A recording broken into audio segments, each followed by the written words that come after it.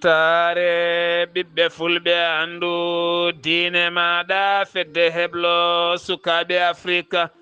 takkusana yoni to dondu e nder galle baba sildu mboja ali wuri keɗele guijilona kon waktu yoni ha to somana e nder galle jomwuro somana e ko taari ɗum kala ene jeeya en gardidi kabruji men to leydi sénégal sur sarɗiji leydi ndi kuulal L29 L30 baylanongal to sur sarɗiji leydi sénégal gam uddidde lawol wonande Ousmane Sonko waylo ko fati banggue code électoral hooreji leydi ndi hanki rewti ngal ɗon kuulal walla nawti ngal kuulal toon to sur sarɗiji leydi sénégal e ɓeeso e yesso ɓena sarɗi yankoɓe to leydi Mauritanie daawal ɗimmala hesɗitinde wuuro Noksoda nden jonde eɓɓore ɗen galle ɗen golle jooɗima hanki o toon to galle lamorgo ngo e tawtorede hoorejo leydi ndi ponwoji joyyi ken tolno e temedde joyyi salle de classe kami boowe ndema ligguimaji kala ma mbaw yuɓɓinede e nder lamorgo ngo to leydi Mali fiyande musde innitima nden fiyande walla nde zenim toon to kuri kene tolno e capanɗe tan neɗɗo woni ko fitta ɗum itta ene tawe e nder diwan mo Bandiagara to leydi Guinée Conakry ɗiɗo ba e balde wonande kay biftaɓe to Bamako yano ko somyade daabeji e nde fiyande wannode toon nogasi joyi lewru mayno ɗo henna ndu ha ɗo koreji mabɓe kolliti keɓani kala kabaru mabɓe laamu leydi Guinée holliti ene rewindi kaldigal beele ɓe mbawa ɗaccitede kabruji men manaw men ha to Ghana Nigéria Côte d'Ivoire Tchad RDC Congo Niger jolam jaberi hakkude États-Unis d'Amérique kami Iran piyande kewɗe ɓamti toon musidɓe tedduɓe woto goɗɗe joni jañoɗen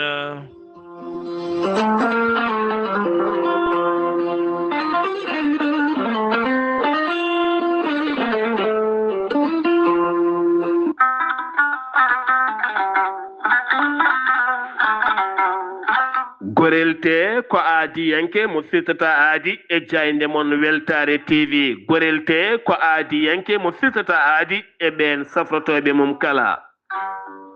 gorelte holliti wonande ɓen safrotoɓe mum kala kolliti mbi'i alhamdulillah ɓen tampunoɓe to banggue ɗaɗi musoji tuƴiɗo yahata juma ni jama ni jokkoyde enɗam kala gorelte holliti ɓen ɓe nangata taare joguiɓe caɗele diabète tension ɓandu jaaɗoru ɓandu wuloru eɗin fannuji kala hewɓe kolliti dañi hen jaam hay so tawi woni rafiji ɗin jangtuno kay gorelte kala gorelte ene andina dendagal bandiraɓe kala ko haako koko haako naturel iwko toon to koredi noro ari ko wallude e safrude a wulnat tan aɗa yara aɗa yiito cellal ɓandu maɗa an jiɗɗo andude ko woni gorelte jahata koto site mabɓe internet a mbaɗa www.gorelte ma janggan hoore maɗa kala muma so tawi noon ko tonggode gorelte jiɗɗa hebde beele mbawa jokkodirde mabɓe so tawi gonɗa ko juude guuriki jokkodirta koye sohna Guedda Sy mbatta ko 00 221 77 267 16 66 so tawi noon gonɗa koto Saint-Louis jokkodirta koye Mamadou Diop to nokku biyeteɗo Balkosa Juma Abbas Sall mbatta ko 00 221 77 417 83 88 so tawi noon gonɗa koto Mauritanie Noksoda jokkodirta koye Adama Niang ɓurandirede Boynasa mbatta ko 00 222 47 85 20 96 so tawi noon gonɗa koto Pété jokkodirta koye Aboubacry Sangota mbatta ko 00 221 77 574 25 51 so tawi noon gonɗa koto Sinthiou Bamambé jokkodirta koye Al Housseynou Hamadi Ba mbatta ko 00 221 77 204 55 90 so tawi noon gonɗa koto États-Unis d'Amérique jokkodirta koye Abou Sow Kawral Fouta Business mbatta ko +1 34 77 01 56 77 so tawi noon gonɗa koto leydi France jokkodirta koye Harouna Ngayda mbatta ko 06 50 99 64 43 musidɓe tedduɓe gorelte e jeesemen dañen hen jamma. Kettode kaburuji mon e demgal pulaar Afrique, Asie, Europe, Amérique, Moyen-Orient, Océanie. jam ñalle mon musidɓe tedduɓe mawde jeetati dujal hitande ujunnaje ɗiɗi e nogase jeegoma yonti kumpital mene ɗemgal pulaar ɗo yeeso haalirde he ko musidɗo mon giɗo mon sehil mon Sar Abdoullahi Sarr to karallagal weltare TV ko musidɗo mon Seydou Abouba jayde mon weltare TV weltare ɓiɓɓe fulɓe no rutta teddungal équipe gorelte ɓe ganduɗa ko ɓe dariɓe darde tindel kono kadi ko aadiyankoɓe ɗoftude jayde mon weltare TV kono kadi gorelte ne jogui beelema mawɗo no fewi caggal kay nde heɓata ɓatakoji giwoji e banggueji kala jomin ne kollira ko cafroto en ko ene tina koye men ene jiihen koye men guilay koyɗe musoje kono ne kadi keeceje musoje koyɗe musoje ƴiƴam dam dogata kono ne kadi tension diabète AVC cardiaque ɗe gueɗe kala tenti noon ɓe nangata taare e ɗi fannuji kala gorelte holliti ma jokku kay jokkodirde e ɓen ɓe jokkodiri e kala saha ha tenti kadi e ɓatakoji ɗeɓe keɓarɗi kan ko yiɗo hen ɓurini weldeɓe jamma ñalawma gaga hen koɓe jeeyata gorelte ko kono kadi ɓe kolliti maɓe ɓeydu darde no fewi haɗe gueɗe kala ɓuura kadi wawde yarude yeeso ha ɓen safratoɓe e gorelte ɓuura kadi wawde ɓeydade safrade e gorelte no hannirta ni hen kompital mene ɗemgal pulaar yontere yawtunde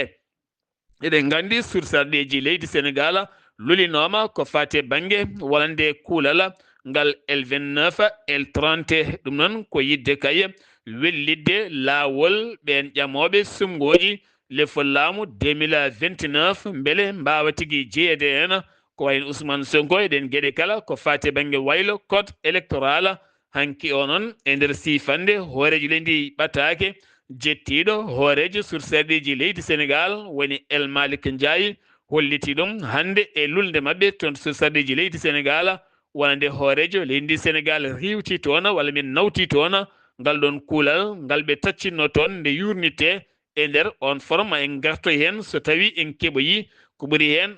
labde to sursarɗeji leydi Sénégal ɓe sarɗiyankoɓe lolima hande gam yurnitade article 118 temedere sappo e jeetati gam oɗo saaha yurnitade yogay kuule kono kadi e ƴewtade ɓe sarɗiyankoɓe ɓe garata lulde e kala lulde ken tolno e sarɗiyankoɓe jeegomo ha jeetato ene mbasa tawtorede beele o saaha so tawi ɗum laatima taw jomumen kuule ene mbawi fawede dow mum taw wona tan jomum arani sabune ɗo hen walla goɗɗum kala mo arani ya taw wonko ɗannini ɗum ko mission walla taw ko haaju tiɗɗo no fewi walla tawa wona celluɗo wona kattanɗo taw koye ɗiɗon fannuji kala muɗɗuma gartaten koye fiyoɓe mburu e nder leydi ndi Sénégal ɓe kolliti mette mabɓe mawɗe no fewi kamɓe dental fiyoɓe mburu ɓe kolliti daƴƴere mabɓe nde kala ko daƴƴere musde no fewi saabu koɓe jeeyata mburu ko kala ɓe jeeyata ko perte ala kala koɓe dañata hen loocol buuɗi capanɗe tati koɓe deppisto e courant e farine ha e carburant ko kala e koɓe joɓata ko e matériel uji ɗiɓe codata ɗi kala e ɓen ɓeɓe ligguinta ɓe kala ɓe kolliti ala kala ko waɗaniɓe hen so wona saɗede mawde no fewi ɓe kolliti ma mbat jonde mabɓe noon ñande sappo e tati ndu lewru mai ndu gonɗen gam yaltinde toɓɓe peeje ɗeɓe jiiɗi kay so tawi laamu ngu yurnitaki e rango ɓe mbaɗi ngo koɓe yahoɓe hofgo juuɗe hay goto kam ƴakkata mburu bawɗo fof ƴeewoya ko wayno biskit e ɗeɗon gueɗe kala muɗum ɓe kolliti noon ɓe ƴewnima laamu ngu nde ɗoftoto yogay toɓɓe ɗeɓe kalduno ha hande ala kala ko gasi e dow sifa ɗeɗon toɓɓe kala muɗum hajjiyankoɓe leydi Sénégal laaɗe ɗiɗi gadiɗe mbeyi hande to Bowal laaɗe diwoje ngal Blaise Diagne ɗen laaɗe ɗiɗi noon ɗe laaɗe ɗiɗi ene duusi ɗum wonande jagorɗo e directeur kalfinaɗo ko fati e banggue hajju kono kadi eɓe goni e sifay nden kay kisala timmo kana fewi ken tolno laaɗe no gasi joyya ma mbaw wadde yangara hakkude Dakar laamugo leydi Sénégal kami leydi teddundi woni Arabie Saoudite ɓe hajjiyankoɓe leydi Sénégal hitande hikka nde koɓe sappo e ɗiɗi ujunere pawɗe temedde jeetati e capanɗe jeegom e neɗɗo hajjiyanke oɗo kikiɗe laaɗe ɗiɗi ngam yaade toon to makkatul mukarrama eɗen mbiyaɓe tan laawol jaam e ɓuural kame kisala ɓe jaaha ɓe jippoya ɓe jaaha ɓe jettinoya farillaji mabɓe e dow jaam e cellal e kisal kono kadi ɓe garta e dow jaam e cellal e kisala hanki o toon to bowal laaɗe diwoje ngal Blaise Diagne jaɓɓama toon jaɓɓule payodinde ɓe Sénégal naɓe tato ɗaccitaɓe taw kamɓe kala ko 17 ɓe gonno hen tata noon mbaɗama e nder kaso fode lebbi tati ɗi taƴanano caggal nde timmini noon ko hanki garti toon to bowal laaɗe diwoje ngal Blaise Diagne ɓe gari koye ndiwowa ka air Maroc sanga 18 heures ɓe tawi toon noon sehilaɓe e bandiraɓe e 12e gayde kala ene jaɓɓiɓe toon jaɓɓugal payodingal no feewi yo gay mabɓe noon kolliti goyi beltima kono kadi hande ne heddi so ɓe ɗacci toon 15 dumbaɓe toon siftinde mon ɗum kala wonno ko ñande sappo e jeetati lewru janvier e 2026 nde hitande wonno kippodiral ko ɓeeri coupe hakkude walande leydi Sénégal kame Maroc caggal noon nde poɗendure waɗi hakkude mabɓe jeeyi sababu ha supporter aji 17 Sénégal naɓe nanga nde ñawore mabɓe yani woni hen ko lebbi tati pawa woni hen ko lebbi jeegom woni hen ko hittande ɓe lebbi tati ɓe noon timmini lebbi men tati e nder kaso ko ɓe goni yaltuɓe garti hanki o to Dakar laamugo leydi Sénégal ene hen Abdoulaye Dieng mo ganduɗa ko jogoɗɗo jaɓɓede ñande 10 lewru toon to Rosso ko toon o jeeya oɗo saa noon finaɓe toon ɓe kala ene jalti kay ngam bismade e jaɓɓademo goɗɗo noon ko Ibrahima Diop ne wondi kadi e Aziza mo ganduɗa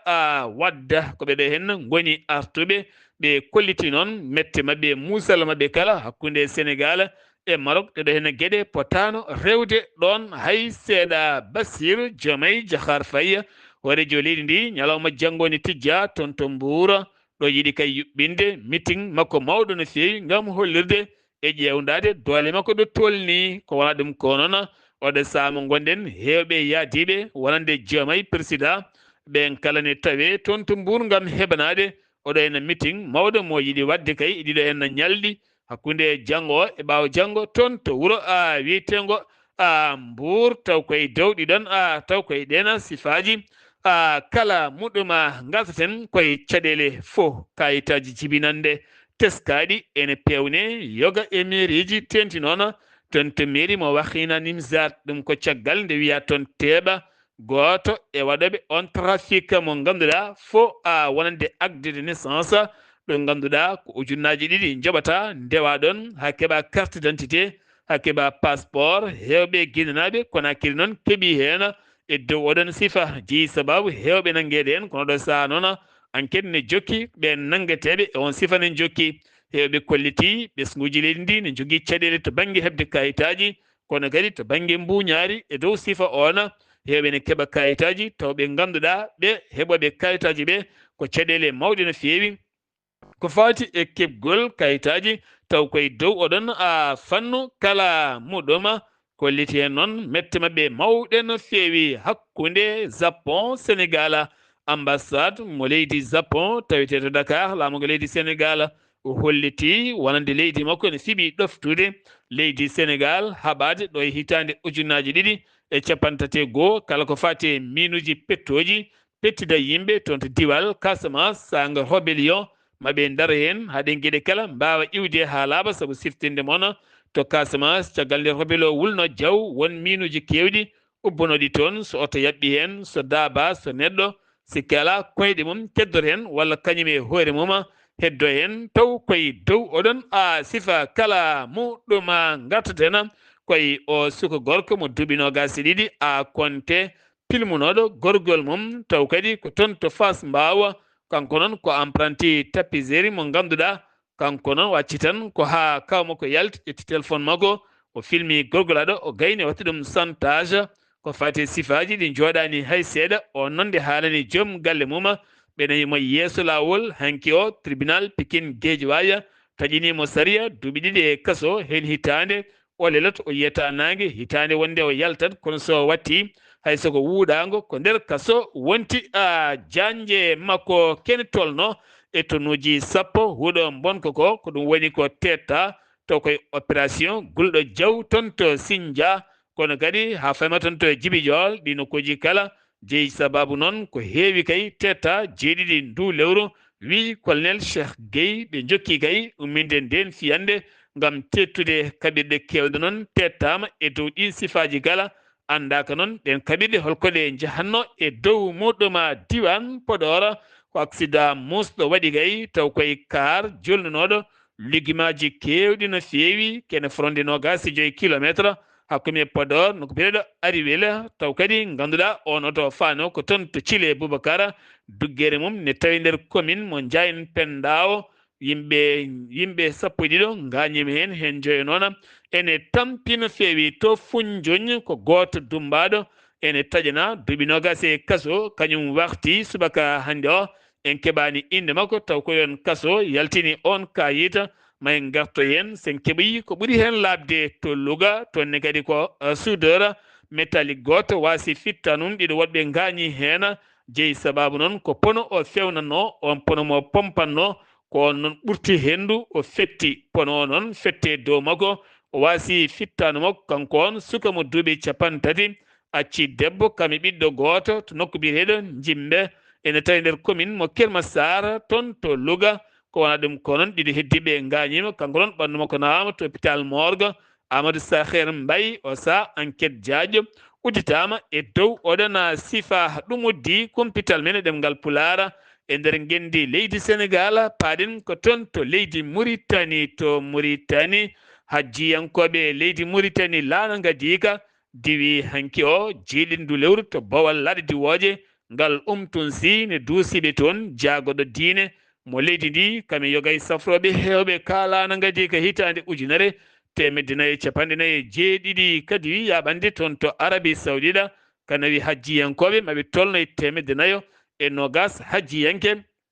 taw kadi ɓe jogori feccade koye gurbaji jeegom hitande hikka nde leydi Mauritanie holliti ƴetti peeje mawɗe no feewi ngam rende hajjiyankoye mum guila e iwde leydi ndi Mauritanie ha toon to Arabie Saoudita taw koye sifa jahol e garol kala ɗon ɗo heɓoto hoore jaggoɗo leydi ndi yilloyade ɗo e 17 ndu lewru taw kadi wala 16 ndu lewru taw ko toon to Arabie Saoudita woni hoore jaggoɗo mo leydi Mauritanie daawal ɗimmala e ɓoore ɓamtude golle noksod e jondam muɗum kala woni sudde wuro ngo ha suuɗo yooɗa nden peeje noon hanki ƴetta ko toon to galle lamorgo ngoye tawede horejo leydi ndi kene tolno noon e pont uji 5 goni jogordi ɓeydede foof ma wonoy pont uji 6 kay taweteɗi e nder noksoda ko wona ɗum ko noon booli kewɗi kay ma mbaw laɓɓitinede lakkite pewnite toon to Nouadhibou e dow on sifa kala kono so tawi koto noksoda ken tolno e 500 salle de calage pont uji 5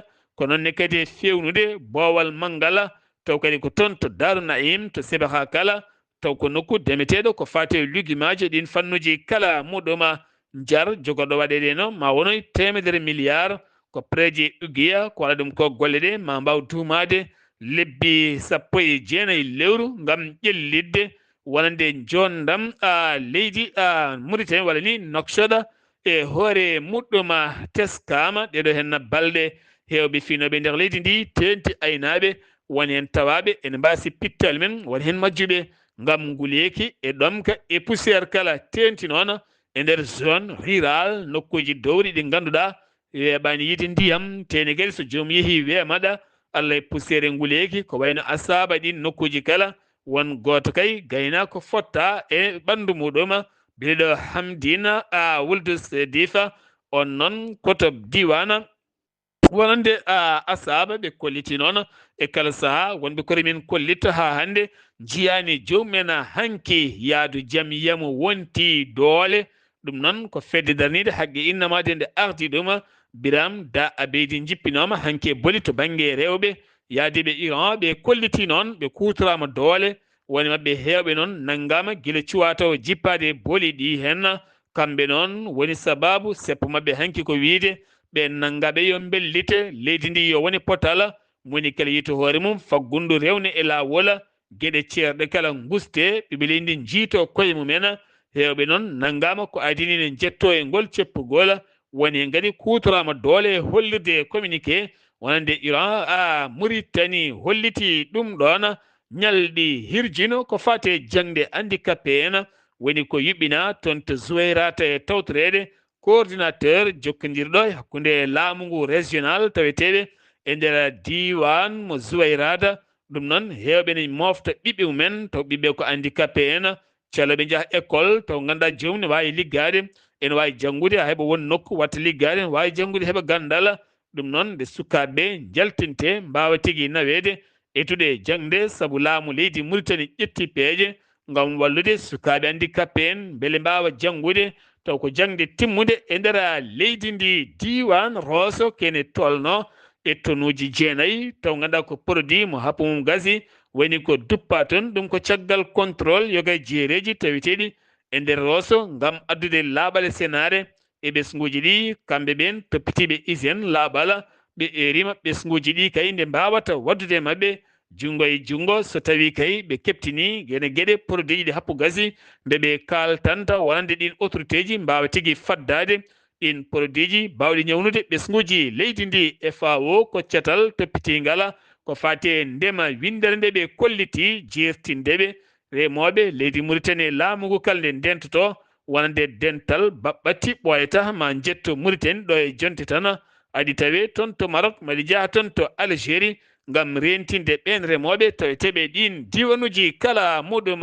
ma en jaaha toon to Guidy Maka taw yen toon Zakaria Samba Dia ma tan men e kabaruji peñƴi toon to Guidy Maka Zakaria Samba Dia.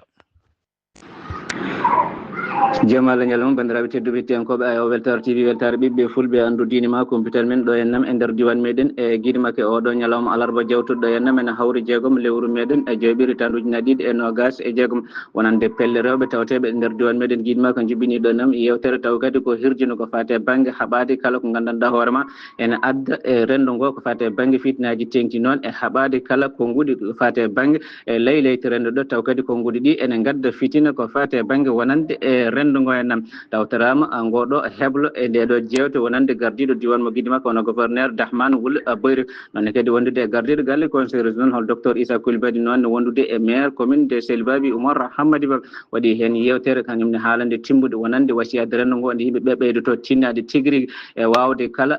rentade kala ko addata fitinaji ko fate banggue rendo guila e haalullaji ha e gueɗeji e gabbitiɗe hen e nder leylayti e rendo ndo nde yimɓe ɓurata wattude hen haqqillaji tawtorama ɗum wonande noon gardiɗo ko fate banggue wonande pelle rewɗo hono biyeteɗo sohna Coumba Camara jewte kewɗe juɓɓinama hen waɗama hen kadi hebloji timmude fodde ko ene tolno e rewɓe ɓe gandanɗa hoorema capanɗe jeeɗiɗi e joyyi e debbo waɗanama hen heblo timmude gam tigui wawde heblede ko fate banggue wonande e rentide yimɓe e hirjinde yimɓe rentide ɗumen kala ko fate banggue ene adda fitinaji walla wadde kalande gaddoji fitinaji ko fate banggue rendo ngo wonande noon ko ene tolno e capanɗe jeeɗiɗi e joyyi debbo heblama hen nan wonande noon e dumunnaji jawtude kadi mbawino waɗande heblo fadde kadi rewɓe ene tolno e temedde ɗiɗi e joyo e debbo mbawino dañde kadi hebloji mbaɗi e nam hono dani duttiti e nokkuji ɗi ene golla golle e baɗɗe fayida gam tigui e rentinde rendo ngo ko fate banggue haɓade kala ko fate banggue wonande haalullaji gadduji fitinaji e nder rendo ngo en nam Zakaria Samba Dia Bekera gam ayaw weltare TV. Zakaria Samba Dia Bekera ngam ayaw weltare TV fonde Eliman naɓe oɗo saabe jogui kay oɗo saa kirde pulago nde ganduɗa nde ɓe gone hebanade dow mum taw kadi ne yaadi hen wonande pine fulɓe kala e coñce mumen ngam wurtinde yoga e ganneji ɗum wonata ko ñande julde taske nde so haaji jomiraɗo o saaha wuuro ngo taw ko zene so e hoore mum ma ummin ɗum taw koye association kawral ɓamtare taw kadi ko fonde Eliman ngam yidde ɓamtude wuuro mum e sakkude en peeje mawɗe no fewi nden hirde noon yuɓɓinanteɓe ɗum ko Salif Tassor labbo mo ganduɗa kamne wondi kadi nalankoɓe hewɓe ngam yidde kadi rentinde ɓesguji wuuro mabɓe e yewtide hen e wurtinde ganni beele wuuro ngo wasa yewede taw koye dow oɗon sifa muɗum e Blal Aboy Ba toon to États-Unis de Amérique sen jeewi to leydi Mauritanie paaɗen ko toon to leydi Mali chef d'état majeur général armée leydi ndi o holliti kanko on o holliti wonande kay wuuro wiyetengo wuro Modi ene tawe e nder zone Mopti ɓe mbaɗi toon fiyande mawɗe no feewi taw koyno ko mbiyata Gomzugo Gomzugo ɗum noon wi état major général o ɓe teɓɓiti toon pittali kewɗi no feewi ɓe jaltini ɗumen wolde dingiral wolde ɓe nderguiti toon motoji kewɗi no feewi ko wona ɗum ko noon to région de Bandiagara taw kadi koyno ko mbiyeteɗo kori ene tawe e diwana Gomosugo toonne kadi ko caɗele mawɗe woni ko jenim holliti waɗi toon fiyande ɗe piyande ɗiɗi noon kippanɗe ɗiɗi ɗe jeeyi sababu ken tolno e capan tato e neɗɗo mbasi toon pittali men gouverneur autorité ji tawiteɗi toon ɓe kolliti ndeɗo henna fiyande jeeyi sababu yoɓade pittali jamburen kewɗi no feewi ɓe jonnani ɗin sifaji kala ɓe kolliti noon wonande laamu leydi nottima nden fiyande ngam addude toon nden kay kisal e tettude hen nokkuji kewɗi no feewi kono ko wona ɗum koye communiqué jenima ɓe qirlima kamɓe mbaɗi nguɗon jangu taw koye ɓeena wañoɓe taweteɓe nder oɗon diwan kala muɗɗuma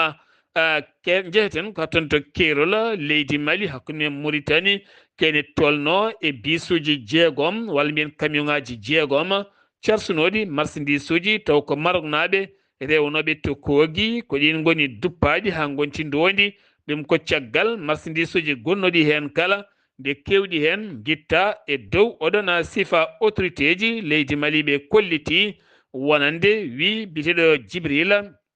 Mayiga wonande jangu wannongo guilñande 25 lewru avril ngo ha ganduɗa yoɓi fittandu jagoɗo konu leydi ndi kame woɗɓe kala ɗum ɗo henna wona sembe tan wonande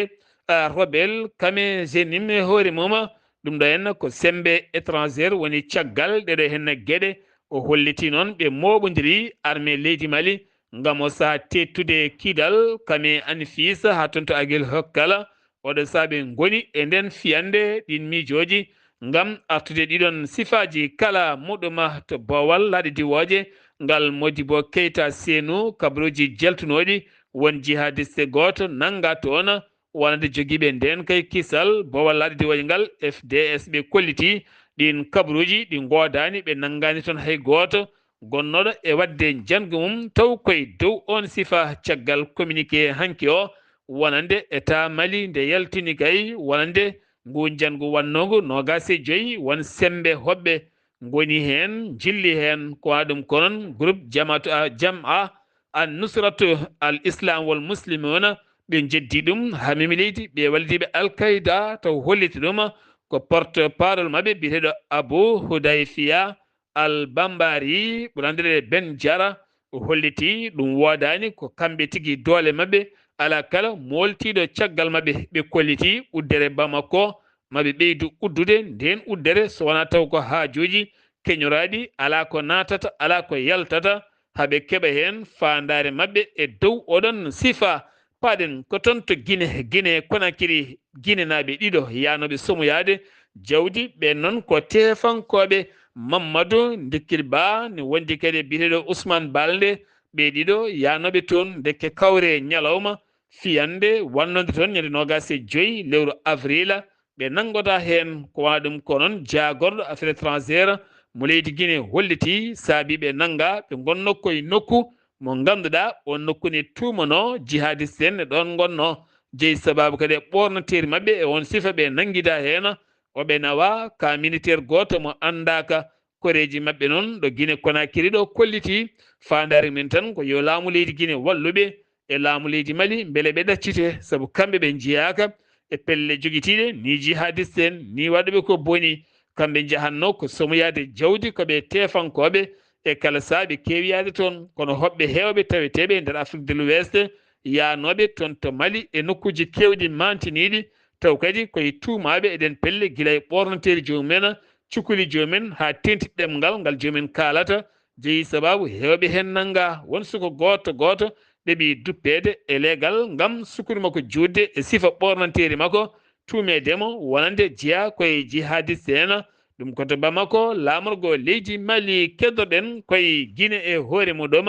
to Guinée Conakry catal rewido koppareje dirtinaɗe taw koye chambre de accusation wonande ɓen kolliti o cour towɗo wonande Ibrahima Kassory Fofana gonnoɗo hoore jaggade leydi Guinée laamu Alpha Condé mo wona kattanɗo donkuɗo accitede safroyo caggal leydi taweteɗo e leeso mum hôpital wonande suudu ndu holliti e nder leeso makko hôpital ɗo leydi ɗo ko ɗon ñande 1 lewru mai altine paaɗo ko ɗon wa hettete ngam wonande koppareje ɗe o dirtine ɗe o taƴananomo noon duuɓi 5 e nder kaso o nodditino nden ñawore siftini moon wo nanggano ko gila tan avril 2022 ha hande omo tawe e nder kaso paaɗen ko toon to Ghana to leydi Ghana gouvernement mo leydi Ghana yonnani hay seeɗa ɗi fitinaji baɗɗi toon to Afrique du Sud taw koye ɓesguji muɗum toon to KwaZulu Natal kono kadi ɓe erima ɗaɓɓade faade Union africaine nde yurnitto ɗeɗo henne gueɗe ɗe ɓiɓɓe Afrique naaɓe lebtete toon to Afrique du Sud taw lettat ɗum kadi ko sukaɓe Afrique du Sud naaɓe anɓe yiide hoɓɓe e jeese mumen to Nigéria ko fate présidentiel 2027 o saaha hakkillaji kala nangi Goodluck Jonathan mo ganduɗa wonino hoorejo leydi ndi hitande ujunere sappo ha hitande ujunaji 2015 ɗum ko caggal nde yonta kewɗo kay to Abuja taw yimo galle makko hollirde yiddeɓe oɗo saaha ko nde o jeeyete e sumgoji le follaamu taw ko hitande fande beele o arta toon to paale Asoroka to Abuja kono jaabtaki ɗe balɗe ene wawi ma o jabtoye dow oɗon sifa to Côte d'Ivoire ko tana musɗo waɗi toon to Abobo ko sukaɓe ɗiɗo cukalel dewele gorel majjunoɓe ken tolnande balɗe 4 kila tan 5 lewru mai ɓe jiita ko hanki aɓe goni e nder oto bonɗo e jaune nokku joñiɗo no fewi deke nde ɓe jeeyi tan toon ɓe naati aɗa andi sa naati a uddi cukalel so ronki uddide baafe ɗe taw weeruji kala ne ngabbi wona toon wulla luuka e nguleki so ɓooyi ronkat fofde ɓe tawa toon kamɓe ɗiɗo koɓe maayi o saha noon enquête udditama e dow oɗon sifa ngam ƴeewede ko addi ɗum ɗon ha ɓe naati toon no ɓe naatir toon kala Burundi wonande seni catal tambingal sumgoji leydi ɓe cakti hande aljuma wonande ko 3 lewru mai hitande 2027 faandu ko nden ɓe mbaɗata sumgoji présidentiel landaji jeeɗi lundo mawɗi noon mbaɗi ɗum boycott tawtoraka nde lulde ɓe kolliti guila e sumgoji bannoɗe 2020 ha yettiɗo hen ko réforme on woni koɓe jiiɗi nde fewnitte ha feewa to Tchad lundiyankoɓe jeeɗiɗo nangganoɓe ɓe lundiyankoɓe hande o ɓe ñawama toon to tribunal mo Tchad ñawore mabɓe yani goto e mabɓe kala duuɓi 7 nder kaso kamɓe noon ɓe jeeya koylanda biyeteka GCAP oɗo saaha hewɓe avocat ji mabɓe kolliti jonnani nde ñawore nde ganduɗa dossier ji mabɓe ko vide ala kala ko woni hen RDC Congo ko ene tolno 36 taw kadi ko jamburu en ɓen waraɓe taw kadi wariɓe ko rebelle ADF ɓen ɓe Al-Qaïda islamiste en taweteɓe e nder leydi Congo ɗum waɗi ko toon to Nord Kivu taw koye nokkuji joñiɗi no fewi galleji kewɗi duppama toon guila tan 5 nduɗo hen lewru ndu gonɗen to Niger jaydiyankoɓe ɗiɗo dumbanoɓe mbawi ɗaccitede ɓen noon woni hen ko guila janvier dumbano goto o noon ke guila tan ke wona 30 lewru lebbi 30 o dumbano on noon woni wele dia mbiyata wele dia Gazali wawi tigui accitede on noon ko correspondant radio Allemagne goɗɗo noon koto Tubal info on noon wiyete ko Hassan Zido onne kadi wawi accitede siftinde moon 2025 ko ene tolno e jaydiyankoɓe 13 mbawi nanguede nder leydi ndi paaɗen ko toon to Jolam Jabeeri États-Unis d'Amérique holliti hanki o waɗi bomboje gulde jaw faade Iran ɗum ko caggal nde ɓe joofi Iran ko kañum bombi navire goto hayso Iran hollirani kañum bombi on navire ɗum ko toon to 3 Hormuz ɗo ganduɗa hande o ko ɗon haqqillaji mabɓe kala nangui caɗele batoji kewɗi juukiɗi haadde caɗele e nder winda nde to banggue énergie kame carburant ɗinon fannuji kala muɗum États-Unis d'Amérique Donald Trump o holliti o yewtidi no fewi e hoorejo leydi Brésil ɗum ko ñalawma hanki o ɓe pamodiri ko fati e banggue wonande loi taw kadi ganduɗa ko fati e banggue wonande loi taw kadi ko eɓɓore nde o addi taw ko fati e banggue droit de douane edin fannuji kala wolitiɗen gueɗe kala dewi lawola Ukraine ko Ukraine tonto Ukraine kaldigal wi maison de blanche ko fati bangue ñalɗi kaldigal ma ɓamtu ko ɓoyata ko ɗum noon ko tonto Miami Florida taw kadi eɗen gandi Amérique ne yuɓɓinano jonde kaldigal hakkude Ukraine kame e Russie belɗen gueɗe kala ɓuuri wawde rewde lawol ha jaam dumiɗo arton France Algérie yidde France ko moƴƴitinde hakkude mum e Algérie hande o jagorɗo ɓattiɗo jagorɗo délégué ɓattiɗo jagorɗo kono mo leydi France tawama toon to Alger laamugo leydi Algérie ɗum noon ko yidde moƴƴitinde hakkude mabɓe ko waɗa ɗum ko hoorejo leydi France holliti hande o wonande ambassade mo leydi France tawte to Alger ma fuɗɗi to golle mum siftinde on hakkude mabɓe kay taasi o ngabbino ha moni kala nodditi ambassadeur mum wonno koye avril 2025 musidɓe tedduɓe ɗum ɗo henno wonno kumpital ngal min gaddanno on kikiɗe hande o ɗo yeeso haalirde he ko musidɗo moon guiɗo moon sehil moon Sar Abdoullahi Sarr to karallagal ko Saydou Abouba so ala ko faali so haaji Allah rahmanu ñalawma janggo ma on ketto musidɗo moon Haali Abouba ketki malaki jaam yo jaam Allah hiranena